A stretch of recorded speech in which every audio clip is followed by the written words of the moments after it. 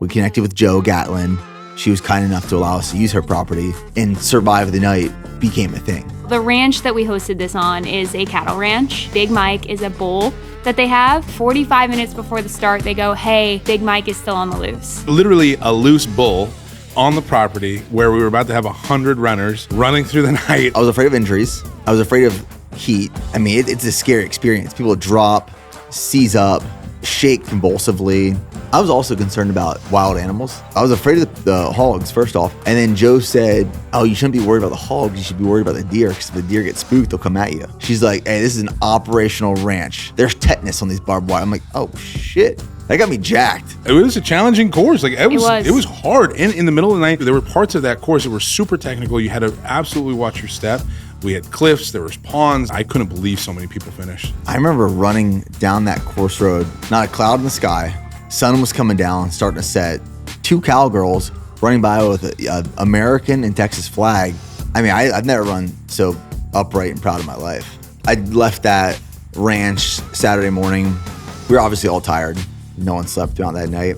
And just leaving, knowing the impact it left on the brand that we're gonna feel for years to come.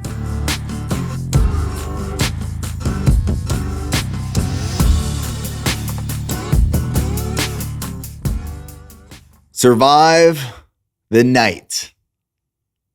Tony, Hope, put on this massive, amazing effort, which was our 50-mile ultra for BPN this past weekend. First off, welcome to the podcast. Thanks for having us. Thank you. Great work this past weekend. Thank you. Yeah, it was wild. It was wild. Our first ultra. Biggest project yet, for sure, since starting here.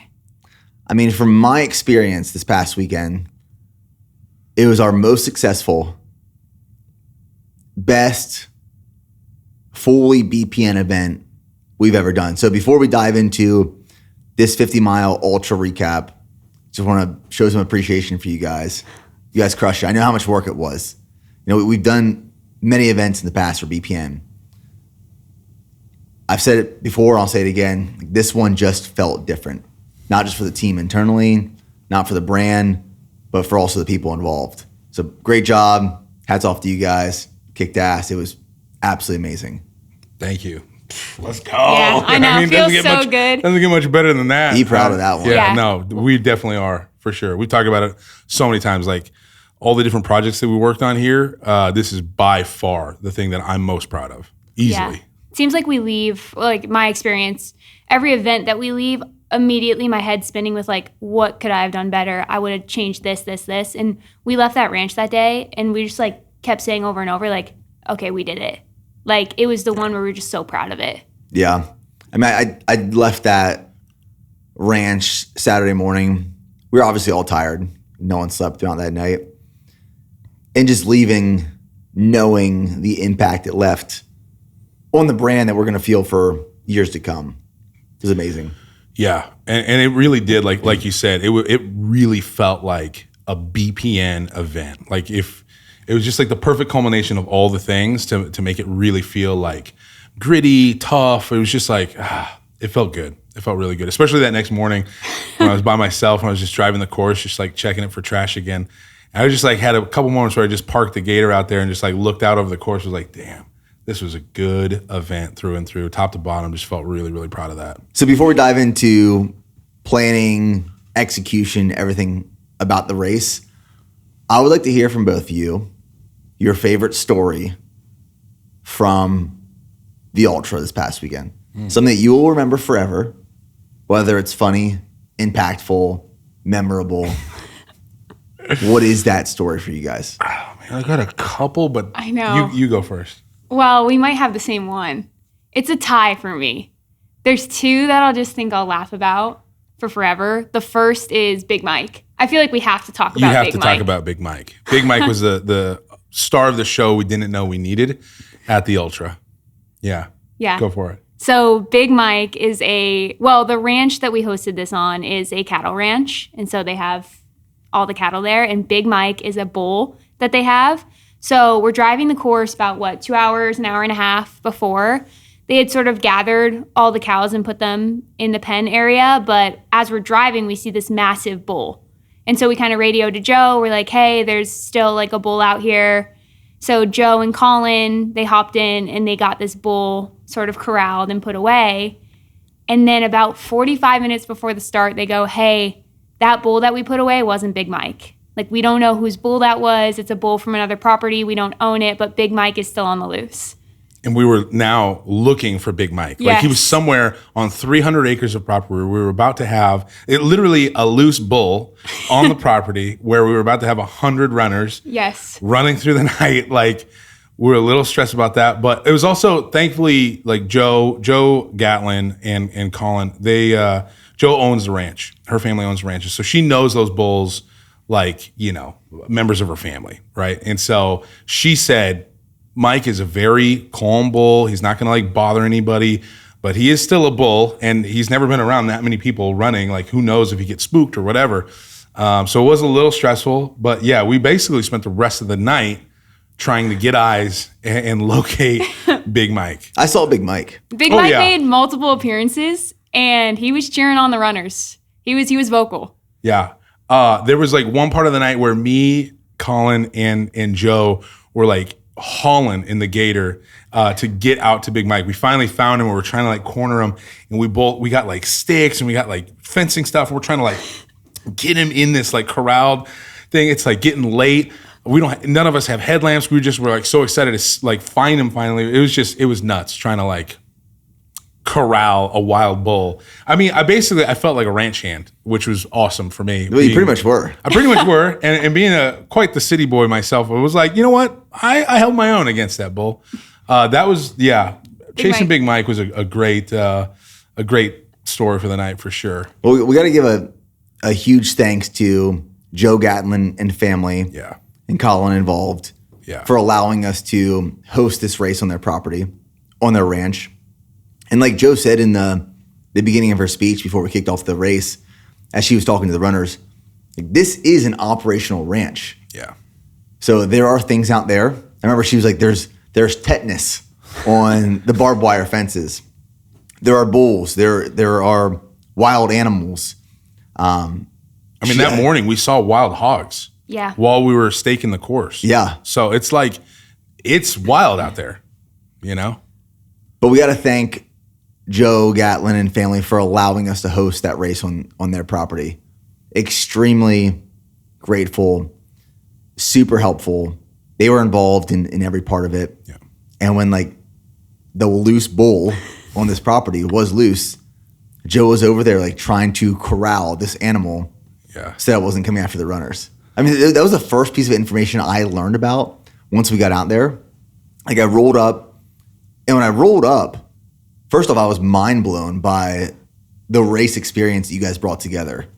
Because we've hosted races in the past. We've done the Go One More Marathon. We've done community group runs. Like, we've brought people together for an experience. But this one just looked and felt different. Like, rolling up off that county road, and you see the campsite set up. You see Eric and Ella Hombre Taco throwing down burgers and hot dogs in the back. You got the start-finish line, all the cones, all the lane markers, people pinning on their bibs. I'm thinking, holy crap, this is a race. We're about to throw down a legit ultra in the hill country of Texas. And rolling up into there, just seeing the beautiful property and what we were about to experience and go do, I was mind blown. But again, to the Gatlin family, huge thanks for allowing us to create this experience at their home. Yeah, not only did they allow us, but like Joe and Colin like broke their backs working that course for us. Like, we put in a lot of work for sure, but like they really did like step up and were alongside us for every single part. I mean, they were working on that for days and weeks before we even were ever out there. So right. They did a lot. There was no course. Like, it was just a working ranch, and Joe was a runner herself. And so Joe was out there running, creating sort of a 5-mile loop, helping us. And then her and Colin 3 days before spent hours in the Texas heat mowing down the course that we had created. So really, like, would not have been one, possible, two, what it was, because we knew going in, like one of the first things that came to my head when you were like, hey, I want to do a 50-mile overnight, I was like, okay, well, we need private land, because if we try to do it publicly, we're either going to have to go through a ton of permits, we're going to get a ton of complaints, or like private land was the way to go. So they really just came in clutch, and I think the race was what it was because of their generosity. Yeah. Tell the story you told me yesterday about when we talked about the race happening and then when it became official.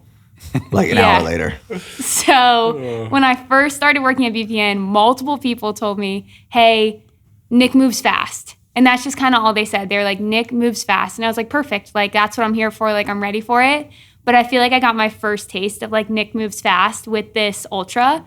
You stopped by our office and you were like, hey, this has been an idea for a while, but when you had stopped by our office about 10 weeks ago, you were like, hey, I think we should do the 50-mile overnight ultra. And we were like, yeah, great. Like, just an idea. Like, we'll talk through it. Obviously had some like concerns, but we'll talk through it, kind of set a date and work towards it in the future. I was even thinking like post-summer at first, just because of the Texas heat. And you're like, yeah, I think I might want to tie it to the TSP premiere. And I was like, okay, like, yeah, like you kind of threw out the idea. I was like, we can talk through it. I don't have to like, you know, bring the mood down. Like, we'll talk through the issues later and we'll kind of set a date. And that was kind of it. You went back to your office, opened my phone. 2 hours later, you had posted an Instagram story saying, what's up, guys? We are going to be doing a BPN 50-mile overnight ultra in June. And I was like, okay. I was like, Nick moves fast and we are doing this. But it was very positive pressure.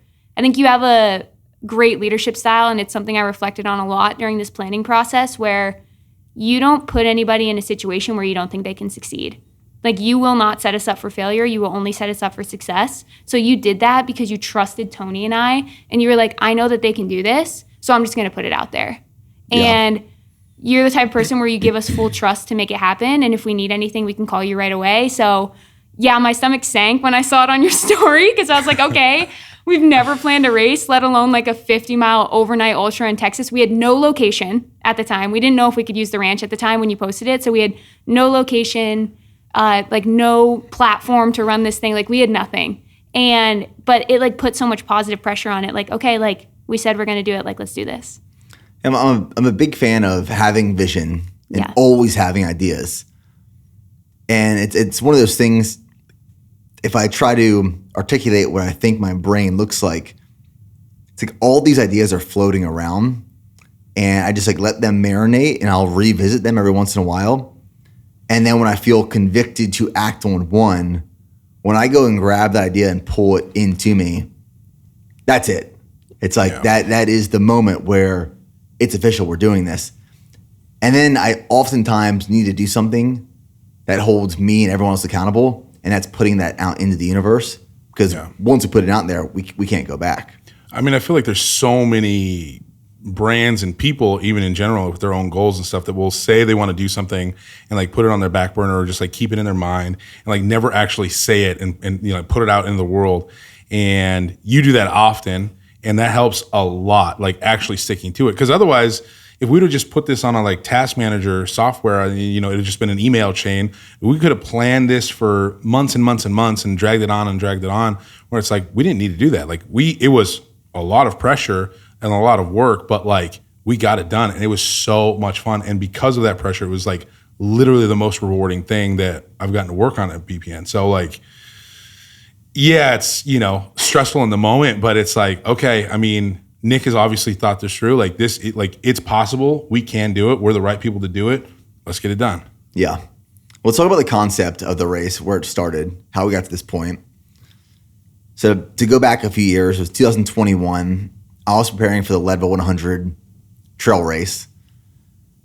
And in preparation for that race, I wanted to do an overnight 50 miler. So it was me, Ian, and Yoli. We went downtown Austin, and I ran 50 miles around Lady Bird Lake, or Town Lake Loop. It's a 10-mile loop, did that 5 times. And I loved that entire experience. Running at night, under a headlamp, no one else out there. Felt like I was by myself in this super active and busy city. And I left that training run. I remember The next morning, sun was coming up. People were arriving to Auditorium Shores where we ended, and they're getting ready to go for their run. And we just wrapped up our run, 50 miles, logged my watch, went home, racked out for a few hours, woke up feeling very just appreciative and grateful that I could push my body to those efforts in preparation to go run Leadville. And ever since that training run, I've wanted to recreate it for other people to experience because I just had so much fun with it. It was challenging. It was hard. It was a distance that, depending on your fitness level, won't crush you for weeks and weeks like a 100-miler does oftentimes. But a 50-miler definitely pushes you outside of your comfort zone. Yeah. It hurts. It's painful. It's doable. And it provides you this confidence that, all right, I can do this. What else can I do? So I wanted to create this experience for other people at some point. I knew I wanted it to be in Austin. I wanted it to be overnight in the dark to recreate those conditions. And when we started talking about it, we originally wanted to do it downtown Austin around Lady Bird Lake Loop. Yeah. But then just thinking of logistics, bringing all these people in, having porta potties, having food, fuel, all of these things, it really wouldn't be doable or realistic or feasible.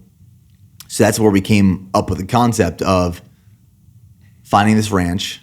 We connected with Jo Gatlin. She was kind enough to allow us to use her property, and Survive the Night became a thing. So what was the first thing we started working on once we solidified the idea that we wanted to host this race? We have a location, we know where we want it to be. How do we bring this to life? Like, what did you guys do?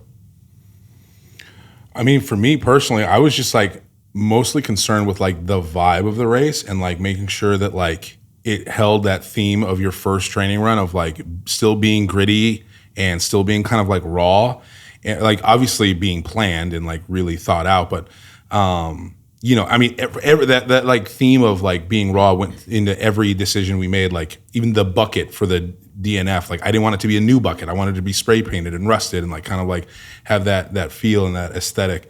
So I think it was more so like just kind of concepting the idea of like what do we want to do, and then Ethan did a ton for the branding. Like yeah, Ethan and Cade like crushed the branding, like so huge. I think did he come up with Survive the Night? Who came up? Ethan did. Ethan is the one that came up with the title Survive the Night. So ton of credit to Ethan and Cade. Like they're our designers and art directors, and like just an incredible job. They designed everything for the race. So they started working on that, and like once they did that theme and the design work, that really like led a lot of like the vision for the race and how it felt. Yeah, I was gonna say Tony and I kind of attacked this from two different angles. I think we really like work together super well, but Tony has a media background. He has that creative vision background, so he kind of worked on like, again, working with Ethan and Cade, kind of cultivating the BPN feel, the BPN vibe. My background is in supply chain, so I'm a big like logistics person, so I tackled more the logistics. Okay, what do we need to rent? Where are we going to rent it from? What's that going to look like? How's it going to look like on the ranch? And so I was tackling like the logistics and the course, and Tony was tackling kind of like the vibe and the design, and that's what allowed it to just kind of come together full circle, is both of us were working on different things, but simultaneously to create this race. I think we need to talk about, this is really important for anyone planning something, but especially for brand builders, the intentionality behind the decisions we made and the way we set up this race, or the way you guys set up this race. Because we've hosted events in the past. Like we were talking earlier, the Go One More Marathon, completely different look and feel compared to the Survive the Night Ultra. Yeah. And as we have refined our messaging over this past year, we've really leaned into like, who are we? Who do we serve? What do we do? We fuel performance for the committed. For the committed. For the committed. We fuel performance for the committed. The committed individual who is committed to doing hard things, being consistent, dedicated to the process, enduring the process, choosing the hard right over the easy wrong. maintaining their diet even when things get tough, maintaining a training schedule even when things get tough. Because if it matters to you, you will make time. All these things that we say all the time are built off this foundation of for the committed. And we wanted this race to serve the committed. So as we went through the planning process, how did that shape some of the things that we did, you guys did, plan for, try to intentionally set up to show that we walk the talk for the committed? I mean, we wanted the course to be hard, like we didn't want it to be like a cakewalk. So like, when people came out to do this, they're going to earn that finisher medal. And you would have to be committed to finish this. So I think that the course played a huge part into it. The heat of Texas played a huge part into, our thought process of like throwing a race in the middle of June. That's like, it's very hot and humid, even at 9 o'clock at night. Like that's sometimes the peak heat of the day. And a lot of these people that came in, they weren't Texas natives. No, yeah, a lot of people flew were into not. this. Yeah. Yeah. We had someone come over from the UK, Canada, Scotland. Yeah. Dude, it's crazy how our community is absolutely committed. And like a lot of these people also, by the way, this is the first time they've ever ran 50 miles. A lot of them, most of them had only run like a half marathon, but we did a lottery for it and they got in. And so they're like, okay, I'm running 50 miles. Like I've never done a marathon, but I'm going to run 50 miles because I'm committed. Like that's crazy. Also just the sign-up process as well, a fairly tight timeline. So we decided 10 weeks ago we were going to do it. I think we opened the lottery 8 weeks after that. So they knew the lottery was open for 48 hours. 100 people got in. So they knew they had about 8 weeks to train. When they got into the lottery, they knew they did not have the location of the race. They didn't have any details about the race. They didn't know it was a 5-mile loop when they entered into the lottery. They didn't know if they could have a pacer or not. They didn't know anything about this race. And these people were willing to throw their name into the hat, and then they were willing to show up when they got selected. So it just speaks to the caliber of human being that towed the line that day. They weren't scared. And that was all intentional too. Like we wanted to keep that location secret. We didn't want that location getting out. Like we had Jo, when she was helping us course map this, the course, we were like, hide your Strava location just in case people follow you and think that they might know like, oh, maybe they'll use Jo or maybe they'll use this person or whatever. Hide your location every time you try to course map this, because like I didn't want anyone knowing the course. Like our athletes, nobody knew until the day before the race where the race was. I think there's something like so sick about that and like lends so much to the energy leading up into it, because all of them are telling their friends and family, like, oh, I'm going to go run a 50 miler in Texas. And people be like, oh, cool. Like where's the course? And they're like, I don't know, but I'm going to do it. So that's cool. There's so many elements of the race that we try to, intentionally have that energy of just show up and do it. That I think that lended a lot to it. For anyone who's unfamiliar with the lottery system, essentially we opened up this race and an unlimited amount of people can go and put their name in for the lottery. So you submit your entry, and then we had a drawing, which was a randomized selector. What platform do we use? We use Run Sign Up. Run Sign Up.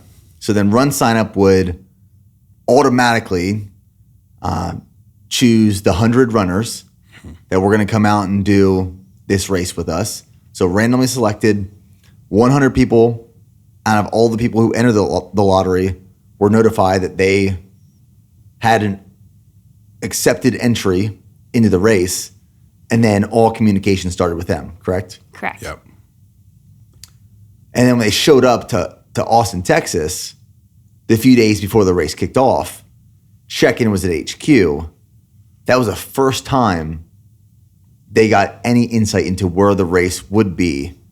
So a lot of these people, all of these people, committed to enduring a process, committed to traveling out of state, out of country, to come to Central Texas to run a race they didn't know anything really about other than the few photos we shared with them, and go all in to do a hard thing and challenge themselves.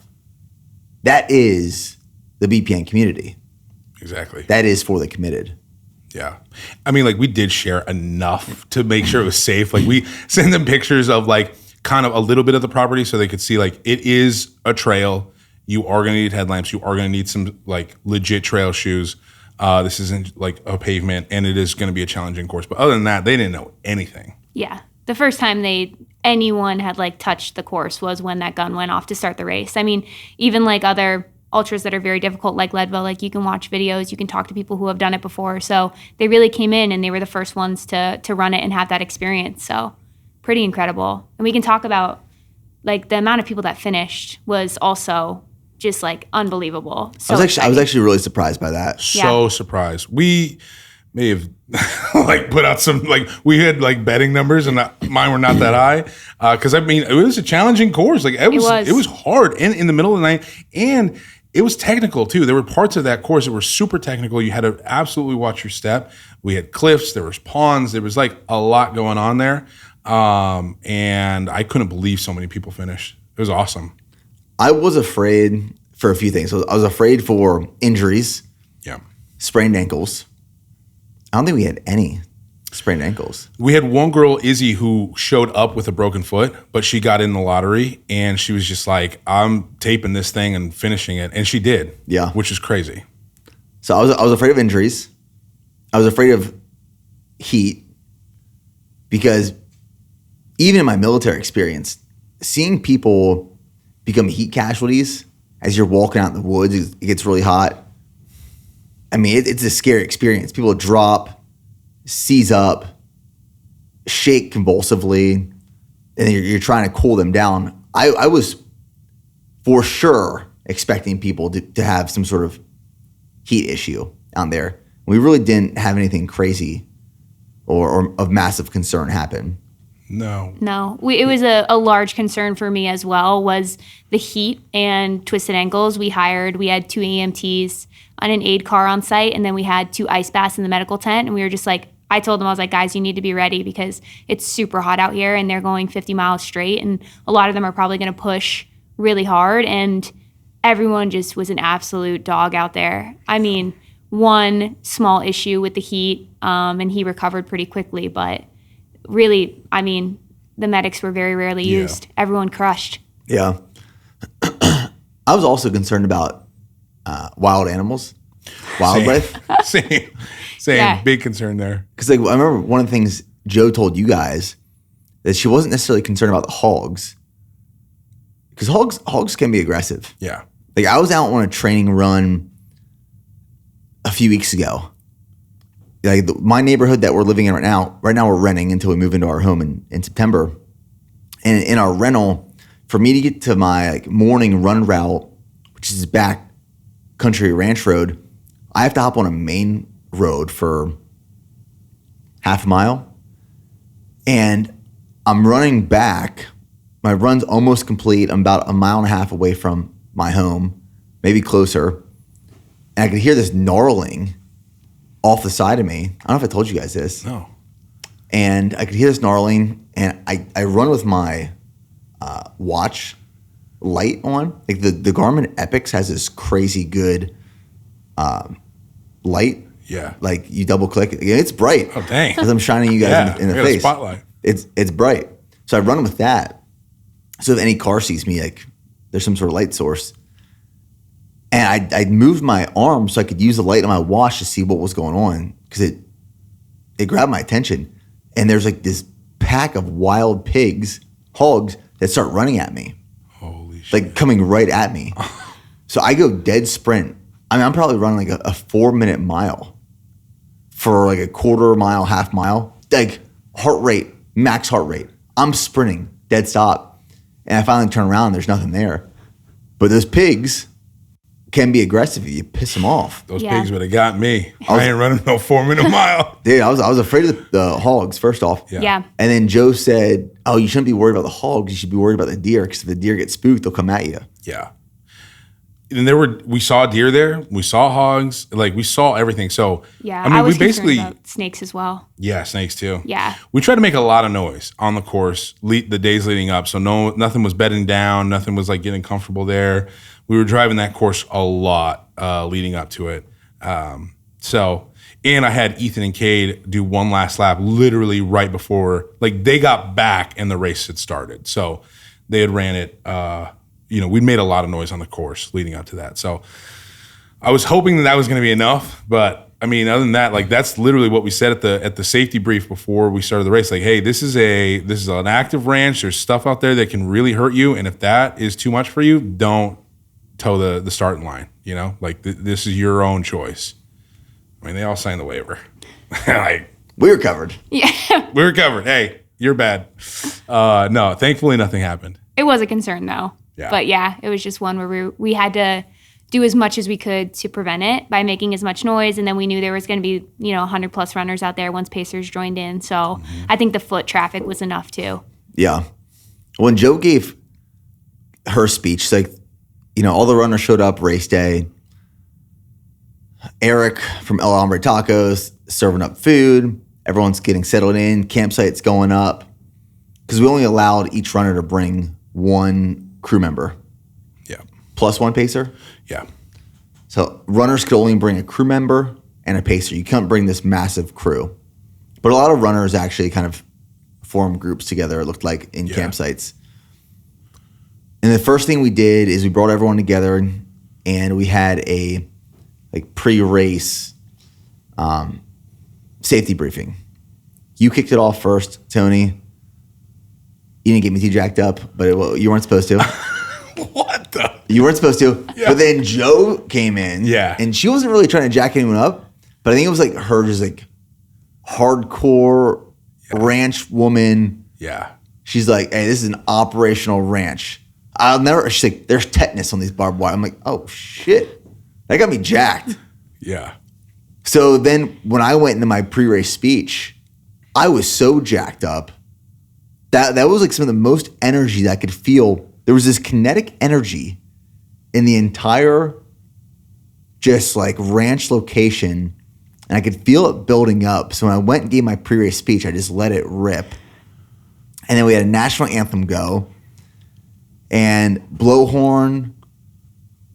First off, we were supposed to shoot the gun. What happened to the gun? Well, okay, so we were supposed to shoot a gun. I had this whole plan, shoot a gun. I was like, cool, we're in Texas. Obviously, you can get blank ammunition anywhere because we're in Texas. Apparently, it is very hard to get blank ammunition. And so I had a feeling about that, actually. Yeah, and I never even got a chance to even talk to you about this before the race because, like, leading up to it, it was a gun. We were going to fire off my 357 Magnum. Was going to be sick. And then we just didn't get the blank ammunition.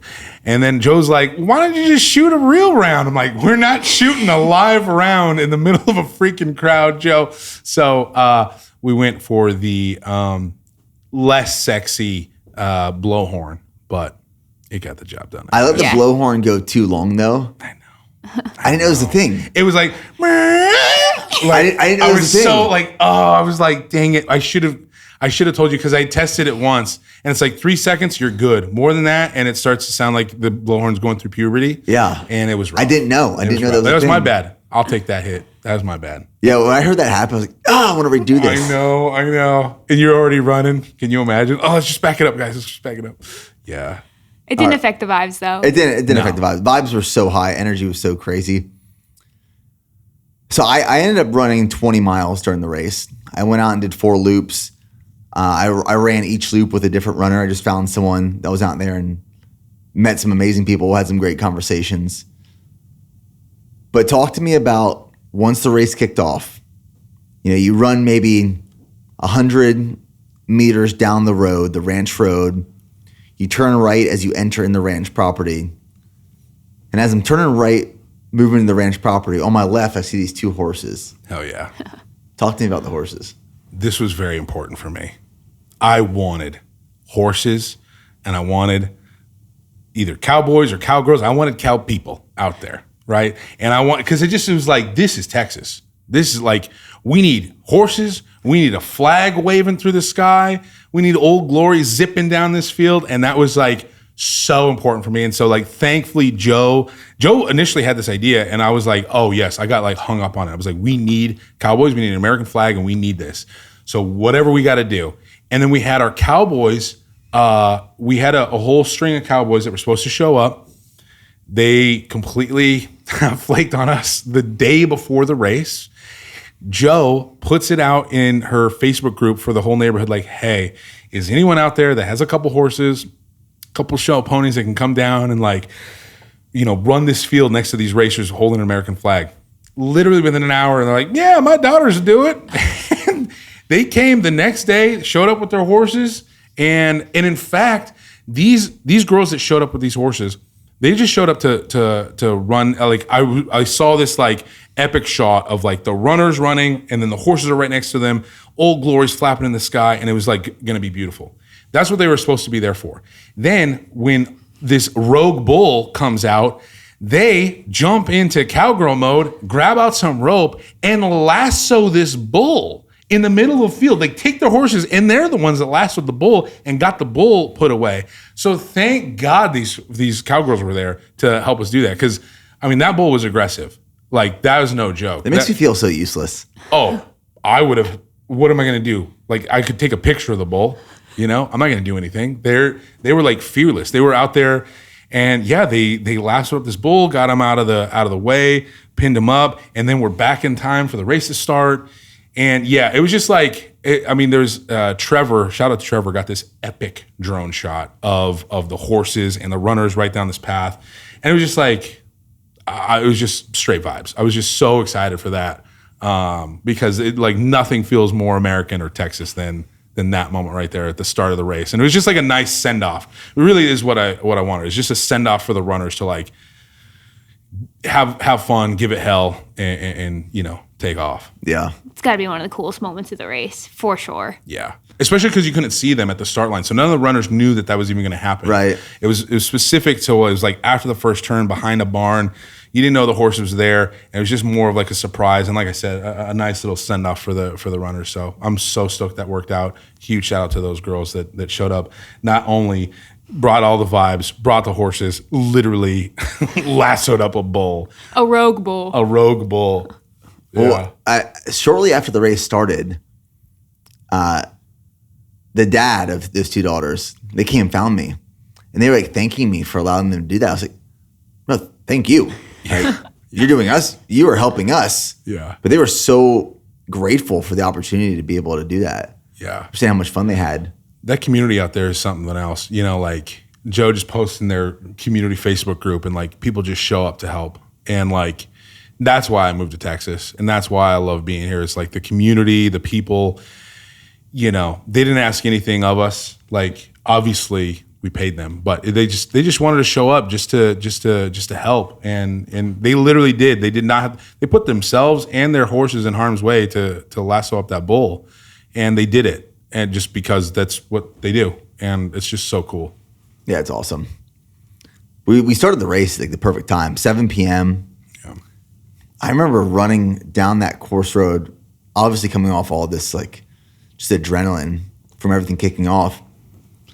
Not a cloud in the sky. Sun was coming down, starting to set.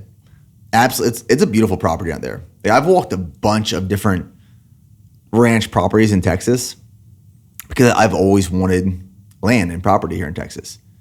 And for the last 6 years, I've walked dozens of ranches trying to find the perfect spot. But what's unfortunate about so much property here in Central Texas is that it's just invaded by cedar, mesquites, all this small brush. You don't often find a piece of property that has rolling terrain features, water, access, big oak trees that are mature and provide shade coverage. And Joe's property has all of those things. So running out in that course, sun coming down, two cowgirls running by with an American and Texas flag. I mean, I've never run so upright and proud of my life. Yeah. Seriously, it was like, it just felt so good. I ran that first loop with Drew, and we cruised in that first loop. First 5 miles, we held, I think, like a 7:46 minute per mile pace. We went out hot, but I just wanted to embrace that first lap. And that first lap was exactly 5 miles. Tell a good story about that one. Let me tell you something. What do we got? Okay.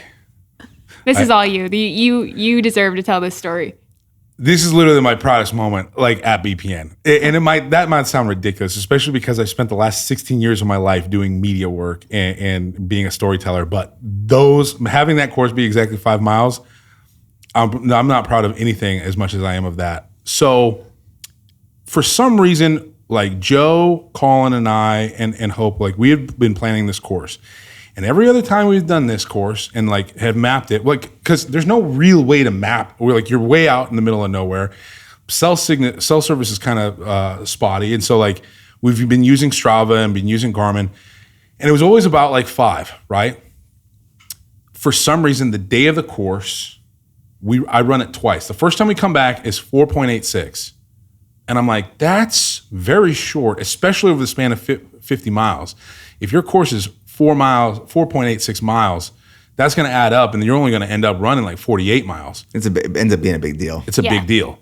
And I know, like, you know, how we are at BPN. It's like, and how you are, it's like, you got to hold the standard. And I was like, this cannot go. Like, we have to change this right now.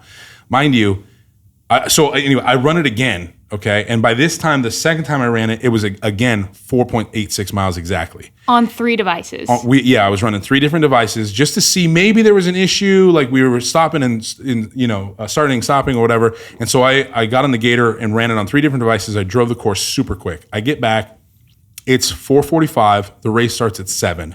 Our safety check is at 6:15. So I've got an hour and a half before our safety brief with all the racers. I have an hour and a half to redesign the course and add in 0.16 miles to this course. I'm absolutely freaking out. Like, I literally think the first thing I think of is Nick's gonna run the first lap. He's gonna come back. He's gonna see it short, and he's gonna come up to me and be like, "What the hell happened? Why is it short?" And I wouldn't have an answer. I literally don't know how that happened. And dude, when I tell you, like, my heart sank, I went into absolute crisis mode and was like, no one talk to me. I am doing nothing except fixing this course right now. And I was like, we have to fix this course. So I grabbed Colin. I was like, Colin, you get a lawnmower. You follow me. We're gonna make a turn here. And he's like, well, what if we do? I was like, there is no other chefs in this kitchen right now, because if this doesn't happen, it's gonna be on me. So, like, there's no debating right now. We just need to all be in listen mode, and I'm going to take this Gator. I'm going to carve out extra spots on this course. I did some quick math, which math is not my strong suit, and I grabbed my Garmin. I grabbed Colin's Garmin. I grabbed my Strava, his Strava on our phones, and I basically just plowed through an open field. Literally an hour before our safety meeting, I just plowed through this open field and was just carving it. Colin's behind me with a lawnmower mowing. I finally carved the extra spot, but at the same, I'd carved the extra spot in the course, the extra, like, I created like a whole turn, which actually ended up being nice because it brought the runners back close by the finish line before they were actually finished, so we could see people as they like made their final ascent into base camp. So originally, as you were coming up, would you get back on the road? You did, but that whole extra turn by the Airstream, and when you get close, like you're running basically on the opposite side of base camp. Yeah. You weren't there. It was a turn much further away from base camp. Okay. And so instead of making an immediate left turn once you get out of the trees, I had you go straight for a little bit longer. And I basically just added 0.14 into this course, and I was just hoping that it was enough. Like, we didn't have any time to make it, like, I didn't have a time to run the course again. I didn't have time to like measure it out perfectly. I literally had enough time to plow through this field with this Gator, have Colin start mowing the grass, because the grass is thigh high or waist high. It was very high grass, and shout out to Colin because they had used a like mower that you ride on to do the whole course, but it had broken a few hours before. So all we had was a push mower. So Colin is using a push mower for very high, very thick, tough grass. Surprised it made it through it. So yeah, we all were. Thank God it made it through it, because we literally wouldn't have, other than like with like scissors, lawn scissors. I mean, it was, dude, it was a very high stressful situation. I was like, I can't believe this is happening this close to the end of the race. All the planning we'd done, all the foresight we had done, and this is what's happening an hour before this thing is supposed to start. I was literally mortified. And so I'm out there, I'm grabbing extra reflectors. Thank God I had saved some reflectors. We had exactly like 25 reflectors left. I'm in there, mallet hammering them into the ground, mapping the course out, caution taping it up just to make sure it's like, because it's a brand new part of the course. So like just making sure it was clear of where you're supposed to go. At that same time, that's when Colin finds out there's another rogue bull on the property. So he can't mow anymore. Now he's got to go deal with the bull because that's like a huge safety issue. I'm sitting out there. We got no big mower. We got this one push mower. I'm still staking the course. I need someone mowing. Our hero of the day jumps in, John, out of the warehouse, who's been a BPN employee for what, 6 years, 8 years? 6 years. 6 years. He jumps in, literally no questions asked. He's like, what do you need? What can I do? I was like, I need you to mow this thigh-high grass right now as best as you can, as many times as you can.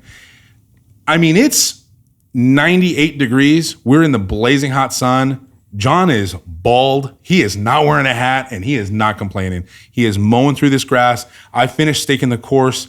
I was like, John, just keep doing what you're doing. I got to literally go brief the racers now because now, at this point, by the time we finished adding that extra bit, it was 6:05. I had enough time to get back to the start line, change into my staff shirt, and then go do that speech, telling everybody about the race. You played it pretty cool. Yeah. I was not cool. You played it really cool. Brother, I was sweating. When you took off, okay, so John finishes mowing the lawn. Shout out to John. Literally could not have done it without him. But when I rolled up, the first thing I saw was John mowing. Yeah. And I was like, what's John doing to someone? And they're like, he's mowing the grass. I didn't think anything of it. I was like, oh, okay. Yeah, dude. We changed the course to a 50-mile ultra literally an hour before the thing starts. Yeah. My stress level was through the roof. I literally looked down at one point. My heart rate was like 135. I was like, okay, I need to calm down. I'm like really freaking out. We start the race. Still aerobic. Still 72. Exactly, right? So we start the race. You take off. And now I'm like, I see you running. And I was like, just like literally looking up to the sky for answers. Like, please let it be closer to 5 miles than 4.86. Like, please. And when you cross and you hit your watch and you're like, oh, wow. Like, just casually like, oh, wow, it's exactly 5 miles. Exactly. Dude, it was exactly 5 miles. You started tearing up. I started tearing up. I started screaming. I was like, hand in the air. Like, I just won the Masters or something. Like, dude, I mean, talk about like absolute jubilation. Like me, Joe, Colin, we were just like, we did it. I couldn't believe it. So happy that it was exactly 5 miles. Cause like, it's a huge deal, you know? And so like, it's a big deal. When it adds up over 50 miles, still seeing Mitch's Strava, he finished it 49.99 miles, you know, like, and like you can cut corners and like, you can really lean into the sides of the courses and like, but most people finish just either right at 50 or just over 50. And I was like, so happy with that. So happy with that. I mean, dude, talk about a high stress, like, you know, I don't think the racers notice anything like that. Like the runners, you know, if they would have seen or have known, like, wow, you guys we're like about to start and you're like literally changing the course right now. Like what kind of, you know, organization is this? But we hit the mileage, did what we had to do and got the job done. But I was so stressed about that. With any event you plan, anything you plan, we've learned at this point, you can do all your due diligence. You can check things 2, 3, 4 times. Something is still going to go wrong. Yeah. Maybe not as big as the course profile. I know. Yeah, bro. That was a pretty big thing to go wrong. It's a pretty big thing to go wrong, but we had it fixed prior to starting. And that's literally like, I was thinking about this afterwards. Like, if this were to happen any other place, you would have had so many people questioning and be like, well, or like complaining, like, well, why is this happening now? Or why didn't you think about this before? Like, obviously I did. And obviously like I did the best that I could, having never planned a 50 before, but it was what it was. And we had to adapt very quickly. And everyone did. Like literally everyone involved just adapted quickly. I couldn't help Hope. Like there was a whole parking situation that Hope was dealing with. I was like literally like, Hope, I am locked. I have to 100% focus right now. So it's like Hope's on her own, then Colin's on his own. Like we're all adapting, but we're all doing it with a cool head. No one's being like nasty with each other. Like we really kept it cool, calm, and just had to adapt to the situation immediately and had to move fast. But like that's who BPN is, and that's what's so nice is like literally this whole company is full of people who can do that. You know what I mean? And just like adapt at a moment's notice. If something's going wrong, it sucks. Now's not the time to talk about it. We just need to, what are we going to do now?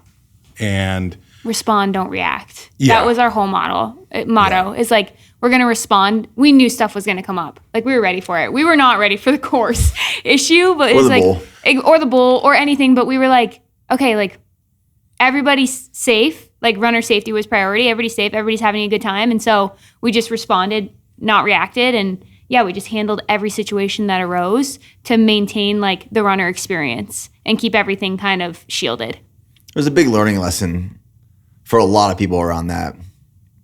I think what oftentimes happens in the wrong environment that you plan something and you go to execute on that plan, and it doesn't matter if it was successful or it was a failure, but so many people get caught up in all the things that went wrong in the process, regardless of the outcome. And they either gain or lose confidence in the things that went wrong in the process, again, regardless of the outcome. So it's really easy to get hung up on like, well, all these things went wrong and this didn't work out the way I wanted it to and this was off course. Yeah, but when we executed, was it successful? Yeah. Yes. Then who gives a shit about all that other stuff? We'll learn from that, obviously. I think we'll get better, but did we achieve the desired outcome and end state? Yes. Well, then stop talking about all the other bullshit that went wrong. It's funny and to reflect on it, but let's not get caught up on it. Yeah. You know? Yeah. Yeah, it was, we learned a ton and we'll definitely take those lessons moving forward, but that's part of it, right? It's like, it was inevitable that we were going to learn a lot and we knew that going into it. Yeah. Okay, so some things went wrong. A lot of things went right, obviously. What else went wrong? I mean, should we talk about the reflector debacle? Let's talk about the reflector debacle. My hands are still hurting about that. So yeah, let's talk about it. So 3 days before we mowed the course, well, Joe and Colin, all credit to them, mowed the course. We knew we had to mow pretty close to the race just because the grass would grow back extremely quick. So we made the plan that 3 days before we were going to mow and then 2 days before we were going to mark. So 2 days before we started marking and we had 100 reflectors. We were going to mark the course with reflectors and then everyone was required to have a headlamp so their headlamp would catch off these reflectors.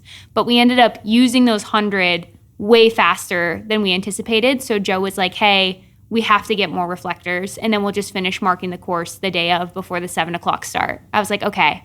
So immediately I hop on my phone. I'm at the ranch at the time. Immediately I hop on my phone. I'm looking at Tractor Supply, Lowe's, Home Depot, Walmart, and I just like no one has reflectors in stock. Everything's saying ship to store, like pick up next week. I'm like, okay, we're gonna have to go the Amazon route.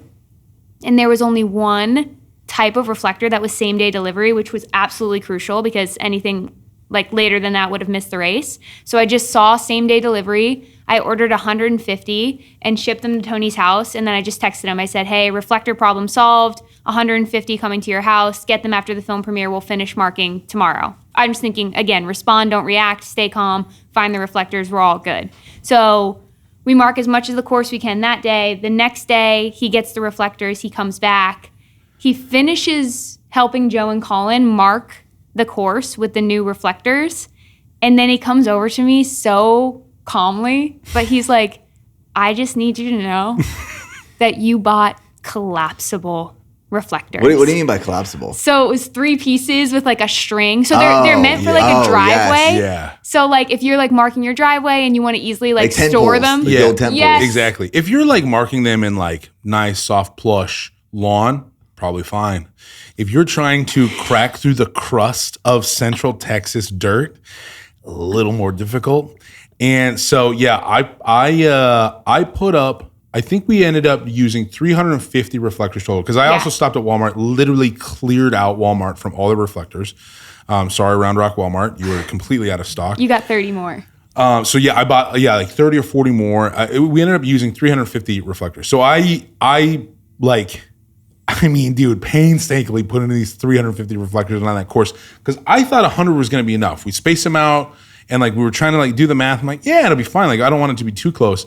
But then once you're out on the course and you're like really seeing it, you're like, people are going to get lost. That was our big concern too, is people getting lost on her land because it's 400 acres and it does get like dangerous. It's very thick. There are certain turns on that course that we needed people to hit to actually hit the mileage. So it was like, okay, we got to use more. And at the time when I got the reflectors and I saw that they were collapsible, my heart sank a little bit because I knew it was going to be much, much more challenging to get them into the ground and take a lot more time. But I know Hope has a very similar work ethic to me, and like we work really well together. And so I know if these are the reflectors that she ordered, this is what was available. Yeah. So what good is complaining about it going to do? Like literally no good can come of it. We're both doing the absolute best that we can. Let's just, it is what it is, and you're just going to have to get it done. And like, yeah, I had to like, finagle with these reflectors a little bit, and my right arm was completely toast by the end of the week, but it was all good. We got it done. And at the end of the day, like the course got marked. But like, dude, when we started this whole thing, I really had no idea how much work it was actually going to be. And like, just even thinking of, oh yeah, you need reflectors along the route, and like you need to stake them into the ground. You need the right kind of mallet to do that. Like all these things that I just never even thought of. It really like goes to show you like you got a plan and you got to have the right people on the team. And you just, you have to react to issues the right way. Because I've worked with so many teams and so many people that like, if they were presented that option, they just, complain and cry about it or like get mad. And it's just like, it's not worth it because, in such tight timelines, it is what it is. You just got to get it done. Was this the hardest event you guys have had to put on so far? What? Yeah. What? Dude, yeah. What? Of course it is. It's crazy hard. What was it? What was the second? Like, what does anything compare to it? Like anything we've done? Athlete weekend for me, maybe, because it was a lot. And then like, I don't know. You were super busy during athlete weekend too. Yeah, athlete weekend was big. It wasn't as much of a lift as this though. This you felt like extreme responsibility for so many things. You felt extreme responsibility for the safety of the runners. You felt extreme responsibility for the brand having a good experience, for your team having a good experience, for Joe's land to be respected. And it just felt like a lot of heavy pieces of the puzzle that all needed to come together. And like, fortunately it did. But yeah, I'd say like everything else kind of had like one thing that you were responsible for. And this, you had like a lot of things. And then we were also talking, I don't know, Tony and I run the athlete program as well. So when we did the 10 weeks, it wasn't like we were sitting in our office every day for 10 weeks planning this thing. We went Boston Marathon, Eugene Marathon, Athlete Week was before, but we had hybrid shoot, photo shoots. Some of our athletes, Caitlin Tui came to town. So a lot of things going on in between. And it really like allowed us to level up on focus, responsibility. I think we both grew and like really that timeline put like a nice pressure on it of like, okay, like you have to focus, like you have to make this work. Like you are on a timeline. Yeah, it's been a big season for the brand. Yeah. Oh, it's amazing. Yeah. Like I wouldn't ask for anything less, but it just shows like, it also shows I'm just like so proud of this team. This is a small team here at BPN, and like everyone comes together and makes these big events happen. Like these are big productions. Yeah, and it wasn't just Sarah and I. It's like we said earlier, like, Ethan and Kay did all the design work. Sarah came in and helped us a ton. Yeah. All the people, the night of, like we had some like rock stars like Nate and Jake and Gabe that like really stepped up and like helped us out a lot there. I think our entire team was out there. The entire pretty much team, the whole night. Yeah. Bringing the media the energy. Team, I mean, it was just like, yeah, we were in charge and like we planned it, but like to execute it, you need every single hand available, and everyone at BPN stepped up and showed up, and like not just showed up, but like showed up with a great attitude, stayed rooted on our runners, was changing trash, was refilling water jugs, like everyone showed up, and it was just such a rewarding experience to see like just everyone kind of take ownership in that event, even though like yes, Hope and I planned it. Everyone owned a little bit of that event, which was so nice. Like the thing we've been saying this past year is you build a brand in drops, but you lose it in buckets. Mm-hmm.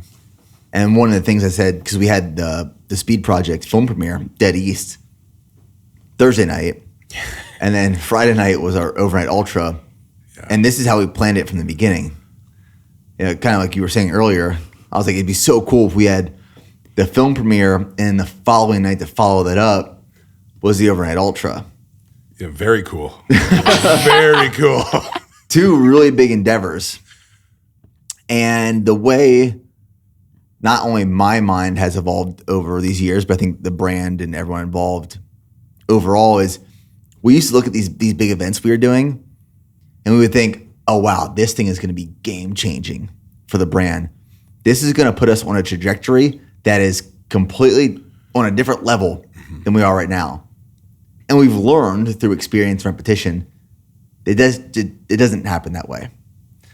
But these things that we do, like the Speed Project film premiere, Dead East, the overnight ultra, the billboard that just went up in downtown Austin today for the brand, being the gel and hydration nutrition sponsor for the Austin Marathon this coming year, those are all just drops that we are depositing into the brand. And those drops build and build and build over years and years and years. With the wrong decision, you can lose that brand in buckets. It's literally how the saying works. But all these drops, they are not guaranteed and they're not easy. Each one of these drops, as small as those drops are or as big as those drops are, all require intentionality, a lot of work from a lot of people. And it's not supposed to be easy. So everyone who approaches building a brand or building a business, building a company, leading people, creating a community, if you think that it is just, hey, meet at this event, let's all hang out, sample some product, and we'll see you in a month. And you run that playbook over and over again, that ain't it. Yeah. But like the things we did this past weekend, that's it. And we might not feel the impact right away, but I can guarantee when we do enough of those in 10 years, we're going to see and feel that impact. Not just on the brand in terms of health of organization and growth and profitability and all these things, but the impact on people and the community and the mission overall. So all this hard work that we're doing, I think we all have the mindset of delayed gratification, where we might not see the direct conversion overnight, but we'll see it down the road, and we're investing in that process. Yeah, totally. And props to you and to Josh. I think the reason why that event was so successful and why we had such a good time planning it is because you guys set that tone from the start. You were like, we are going to put on an event for our community, for them to experience. You didn't come to us and say, hey, put on this event to make money, make X amount of dollars. Hey, put on this event to have like X amount of likes on Instagram. It's never about that. It is purely for our community and to allow them to come and have a unique experience and challenge themselves and do something hard and really earn that medal and then go out and hit their next challenge. But it wasn't about any like numbers or data or any of that. It was truly for the BPN tribe. Yeah, because we don't make any money on these events. No, we lost money. Josh, sorry, we lost so much money. Not so much, but yeah. We don't make any money on these. No. Speaking of medals, though, talk about the medals. Dude, the medal was so sick. Obviously, it's one of the coolest things I've ever seen. It's so cool. And this is all because of Ethan and Cade. Yes. Like, they completely designed the medal themselves. And, like, I don't know, like, that medal was insane. Like, there is literally no race that puts on an event with a medal like that. That medal was sick. And the coolest thing about it, which I really loved, which I really leaned into, like, I'm a huge fan of the military and like the SEALs, and I see like, you know, all these like documentaries about, you know, boot camp and stuff like that and Hell Week. And like, you know, when a SEAL drops out of Hell Week, they have to leave their helmet and they have to ring the bell. And I was just like, man, it was like these medals have this little chip inside that you have to click in to like finish the medal. And it's so cool. And so we took these chips and we're like, hey, everyone got a chip at the start of the race. They didn't know when they checked in, they didn't know what the chip was for. We're like, just have it with you at the finish line. You'll know what it's for then.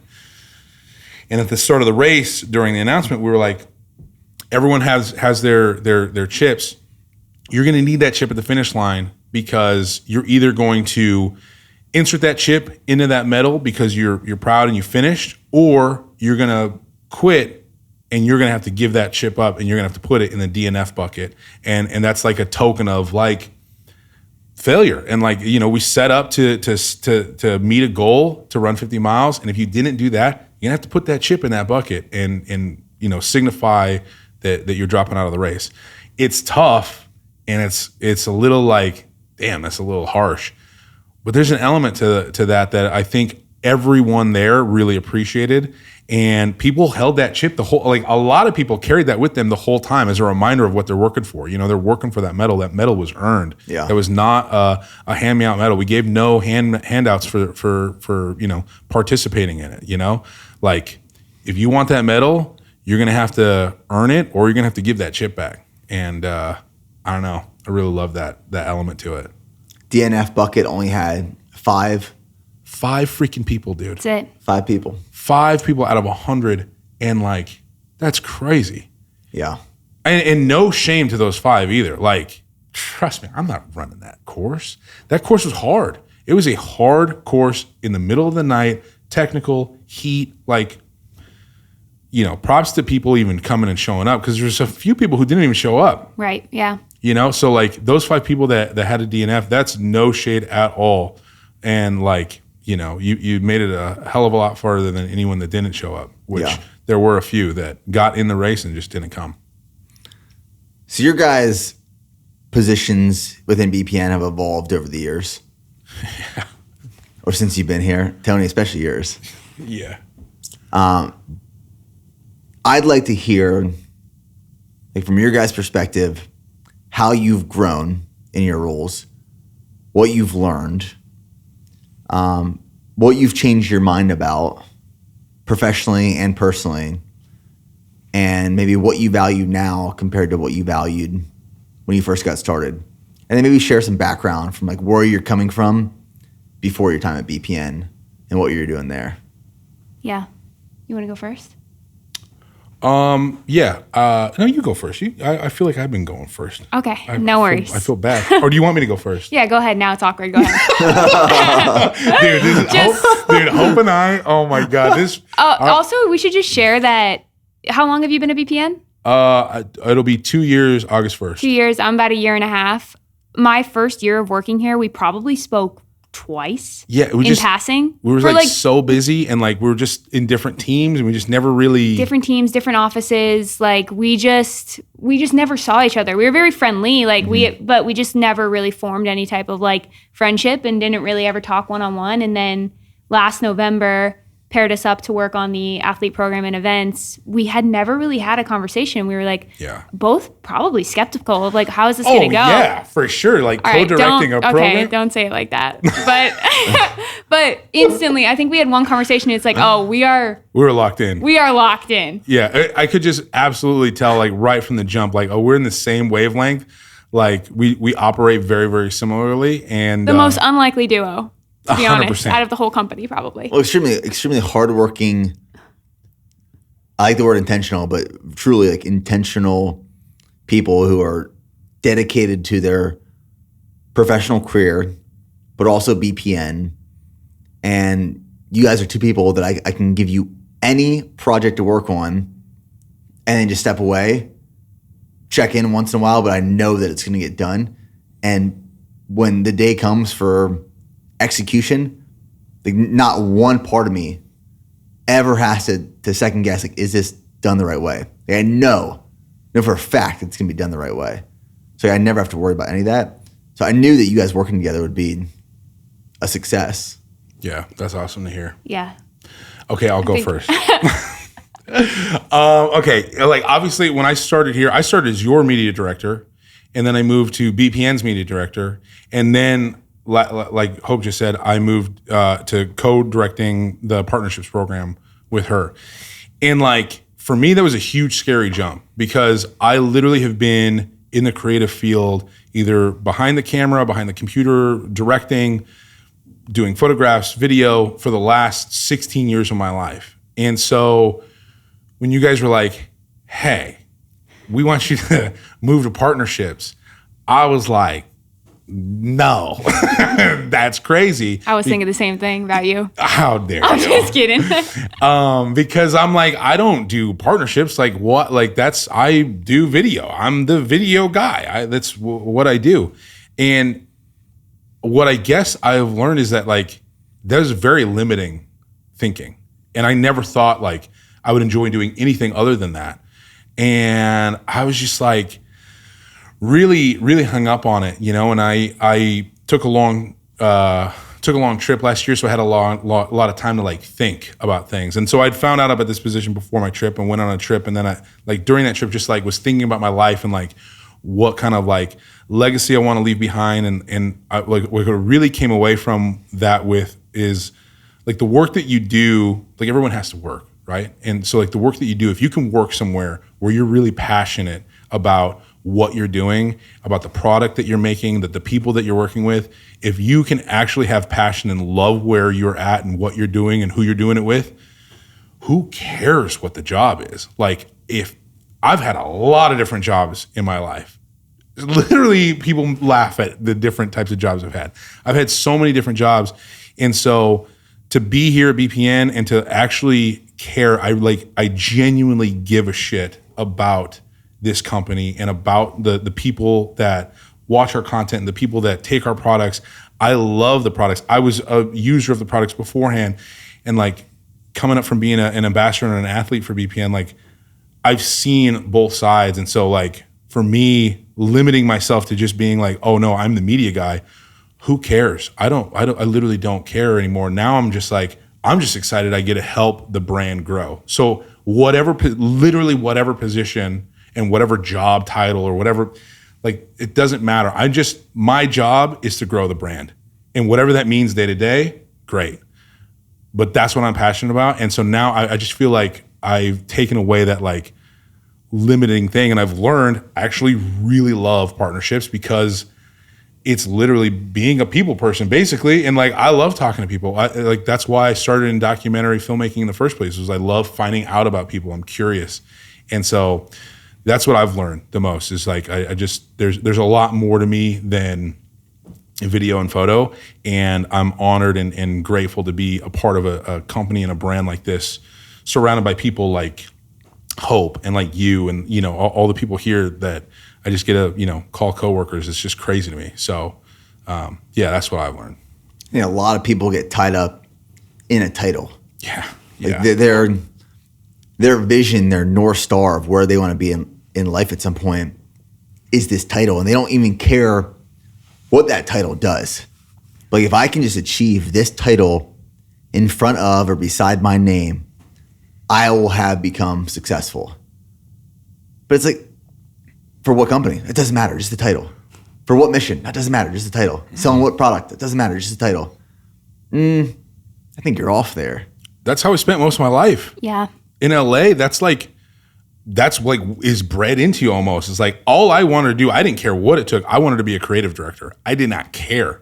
And then once I was a creative director making commercials and stuff for products that I did not use and did not believe in, guess what? Still unhappy, still unfulfilled. So it's like, what's good of what good is a title if you don't believe in it? So. Yeah. All right, Hope. All right, now I will go. You're up. When Nick sent the text to Tony and I asking me on the podcast, I think I froze. I knew. Absolutely frozen. I knew when I sent it out. I wasn't going to send you guys a text first. I was just going to send an invite, counter invite. Oh, no way, dude. Like podcast, Nick, Hope, and Tony. But I knew as soon as I sent that text out, I was like, Hope's going to freak out. Yeah. For no reason. No reason. It's chill. I think I just have massive respect for you and the platform and everything. So I was nervous that I would do actually, I think this is actually something that I can like speak into is like confidence and belief in self and like being nervous to come on the pod. But my background actually is I got my degree in supply chain with a minor in economics. Like I was a numbers kind of girl. My first job out of college was a supply chain analyst at Reebok. So I was crunching numbers in Excel all day long for 5 years straight. And deep down, I knew like I just always had a passion for athletes, found your vlogs very early on, was a fan of BPN, loved what you guys were doing. And I had this like desire to just do more and to be more and I didn't know what it was going to look like, but I knew it was in me. But I just struggled with like massive lack of confidence and massive insecurity in like, man, this is what I want to do, but that can never be me. I don't have the skills. I don't have the degree. I grew up in a really small town. I don't have the connections. I don't have, the stuff you beat yourself down about. I don't look the right way. I don't fit the mold of like what that needs to look like. So for a long time, I was just like, had this dream, but would just go to work kind of crunching numbers all day long because I was like, well, that's my dream, but that's not my reality. And COVID happened and ended up kind of, getting out of that office feel, being able to work from different areas. And I was just like, okay, like I just hit this wall where I was like, I have to bet on myself because I could live the rest of my life this way with an unfulfilled dream. And I was very scared of that. So I ended up getting a sales job, more people facing, not what I wanted to do, but at least out of that supply chain area, more people facing. And it was for like Austin and local areas. So I moved here to do that. I had no intention of working for BPN. I knew you guys were down here, but again, lack of confidence, lack of belief. I was like, that'll just never happen. Cool that I'll be close to them. Maybe I'll get to like see the team and run into them, but that's just not going to be me. Like I'm just not that person. And so started working this sales job down here. And Trevor, who works for our media team, lived at the same apartment complex as me. And we knew like of each other, but we had never really spoken. We both worked in the CrossFit space for a while.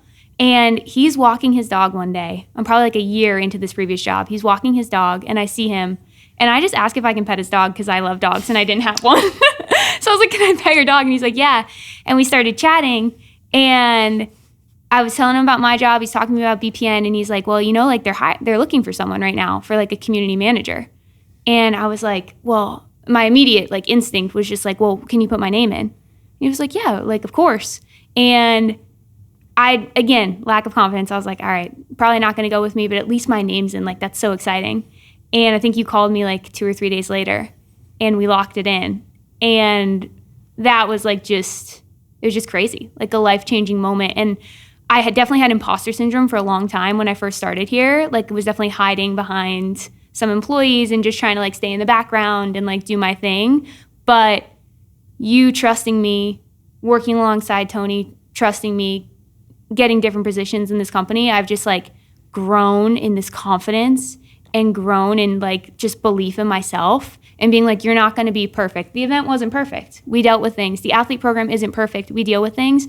But anybody listening, if you don't think that this can be you, like it can be you. And the only thing holding you back is you willing to believe in yourself. That's the only thing that changed. The only thing that changed about 22-year-old me versus 29-year-old me is I started to believe in myself.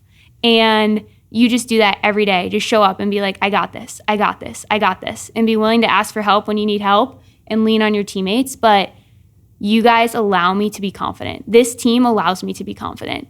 And I think that's the biggest. I've just like grown so much since being here, and I'm willing to put ideas out there. I like couldn't even speak to you when I first started here, let alone pitch an idea. Dude, when we first started our partnership, she would be like, "Hey, will you text Nick this?" I'm like, "Why don't you text him?" And she's like, "No, you text him." I'm like, you can text him. I promise you, you're good. This is a good idea. You text him. Well, I remember we had that conversation one time where you were like, "I don't know what to bring to you, or if I can or I should." I was like, just bring me anything. Yeah. What's on your mind, bring me anything. Yeah. And that's the thing. It's just like, again, I'll say it over and over, but confidence has been the game changer in my life. It has changed everything for me.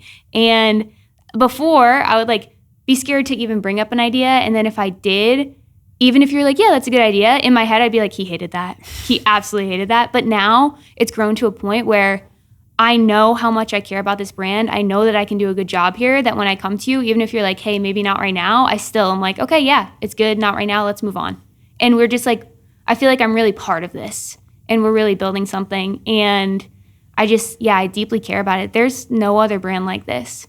We are bringing good people together and we are having a positive impact and we're allowing people to achieve big goals. And I think we're also giving people that confidence that I so desperately needed. So I'm just so excited to continue growing, and I'm just like, I'm very grateful. Still sometimes you wake up and you're like, wow, I can't not believe this is my job. It's just incredible.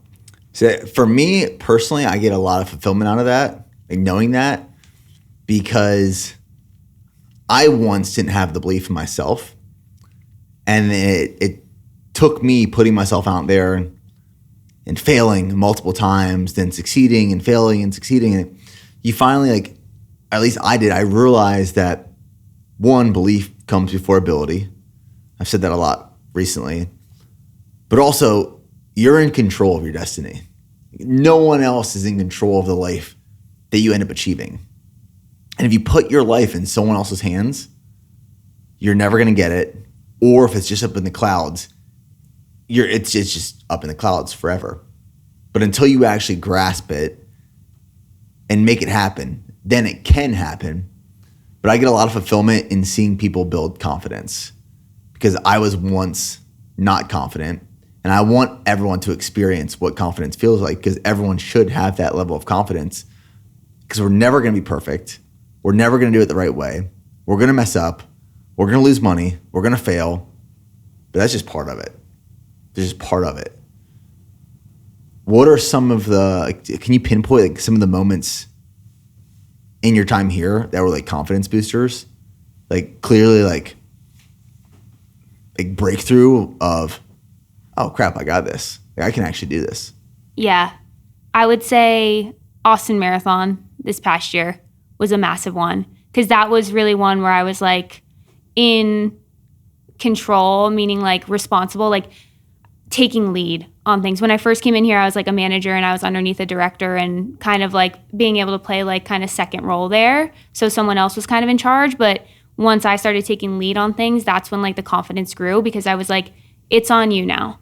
And I think in the past, I'm not even kidding, I was so scared of things that if you put me in that role, I'd either like quit or be like, you need to hire someone above me. Like, I can't do this. But I was like, no, like this is your chance. Like you can do this. And Austin Marathon, I felt like just went so well. Mm-hmm. And that was something that I was like fully responsible for. Like Kate and Ethan crushed the booth. That was all them. But like making sure everything was set up in the right way, flowed the right way, making sure people had bibs, our runners were in the right spot. We had some athletes in town. It was just a lot of moving pieces. And then like you speaking, making sure you knew where to go, and that all went off without a hitch. Just, it was very seamless with like a lot going on. And that was something where I was like, okay, not only can you do this, but like you're a part of this. Like if you step up and you like show up every day and work hard and reach your full potential, you will be part. I hope I'm not overstepping by saying this. You will be part of the reason why BPN is successful. And that was like was a game-changing moment for me. Because even when I first got brought on, I was like, I work here, but I'm not like, that's like Nick's, like Nick is part of this. I'm just kind of like working here. But now over this past year and a half, I feel like I don't just work here, like I'm part of this. And that's been like life-changing for me, truly, because it's just, again, if you are listening to this, the only thing in your way is yourself. And I always looked at other people on like social media and just like, they're just on it. I would always be like, they're just on a different level. They're on a different level. And once I hit that level, then I can start to do big things. But that's just not the truth. That level is confidence. That level is confidence. Everybody's doing the same thing. It's just like they're just trying and failing more so that way they hit success faster. And that's all it is. There's nobody on a different level, and just go out there and go after it. When you have a team, I know our whole team is in this situation right now. When you have a team that believes in a mission, believes in the organization, but also believes in themselves, and has confidence and isn't afraid to fail, because they know if they do fail, it's because they push the boundaries and the limits. It's not because they neglected their obligations and responsibilities. You know, I've had to learn a lot in terms of building a team and leadership and curating culture. That's one of the things I've learned over time is if you create an environment that facilitates those individuals and that type of team, you're so strong. You're so strong. Yeah. And when there's insecurity and ego involved, and when you're afraid to fail because of the repercussions that come out of that, that team is so weak and so brittle. And it can't grow, it can't pivot, it can't adapt. So for me, in this leadership role in the business right now, I view that as my main responsibility. It's injecting belief into individuals' confidence and ability to set people up to succeed, but also encourage failure along the way. I feel like we're in a really good rhythm and spot right now. When you're really good at doing that too, like for me, my confidence was kind of built up at the advertising agency that I was at in like most of my 20s. And so when I came here, like I had a lot of confidence in my work, but like that confidence got shook once. But you were right there to like allow me to fail. And, you know, it was the Go Pack launch. It was a freaking Go Pack launch. I made a video for the Go Pack launch that, you know, I thought was what we wanted and I thought was like good and like was like pretty confident in it. And then like, you know, you watched it and you were just like, it's not it, man. Sorry, we're not gonna launch it. And like I remember feeling like, oh, I haven't had my confidence rocked like that ever. Like I had to close my door to the office. I had a little private moment with myself where I was like, I don't even know if I'm even good. I don't even know if I'm talented at all. Like literally my entire world. Like I thought, oh, I'm almost, you know, I'm 36. Like I'm confident. I like know what I'm doing here. Like I got all this experience, but blah, blah, blah. And you're like, this isn't it. Like, I'm sorry to tell you that. Like you handled it so well, but it really rocked me for like a day. I just was like, you know, crying and just like I was mortified that I had spent company time, I'd spent your time, I'd spent our team's time on a project that wasn't going to go and that was never going to see the light of day, and that like ate at me. But I remember you texting me that night because I like, dude, I was in it. I was like in the trenches of like, I don't know what I'm going to do now because like I have failed on a very big scale here and like that sucks. And I remember you texting me that night. You were like, this has nothing to do with my faith in you, my belief in you, or your talent level. It just wasn't what the brand needs right now. And that's okay. We're going to try again tomorrow and it's okay to fail. And dude, that literally like was a weight lifted off of my shoulders because I literally thought, Nick hates me now. This is over. I might as well pack my bags because my time at BPN's done. And that wasn't the case at all. Like if anything, you've given me so much more responsibility since then, and it have allowed me to fail. And so like, for me, having my confidence checked and like you did a great job with that of, you know, instilling that confidence back in me, even though it was like at rock bottom at one moment while I was here. Yeah. I remember that. Oh, dude, I think about it often. But those are all really pivotal moments in the trajectory of the brand and the growth of individuals. Yeah. I heard this saying a few months ago. I was listening to a podcast. And it said that 90% of a leader's job is spent teaching and guiding. And if a leader is spending more time doing and in the weeds, they're not actually leading.